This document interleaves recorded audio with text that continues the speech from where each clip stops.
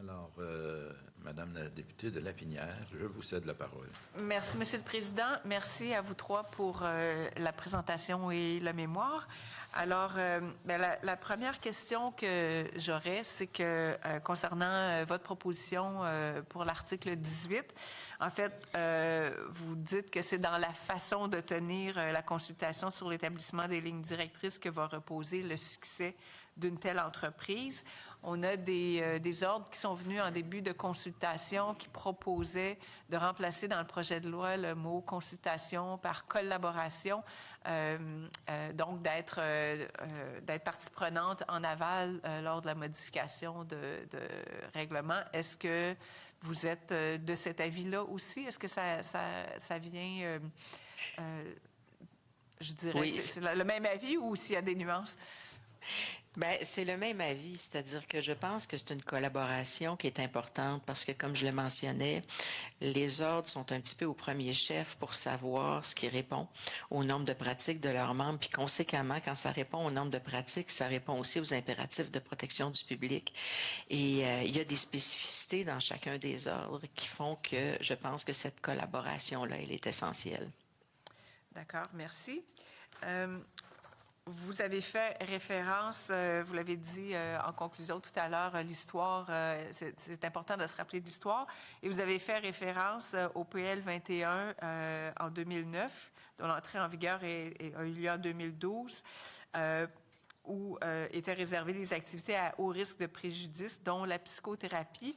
Alors, est-ce que je comprends par votre mémoire et par votre présentation que le fait d'accorder de nouvelles activités aux membres de cet ordre professionnel, vous avez l'assurance et la satisfaction que les activités à haut risque ne sont pas compromises, qu'elles vont pouvoir être exercées dans les règles de l'art?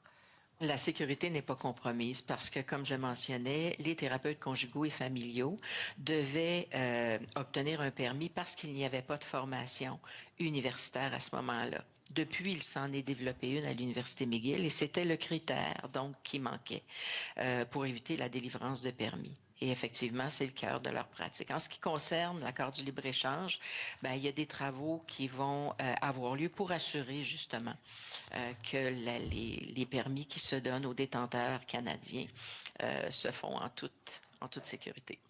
Merci.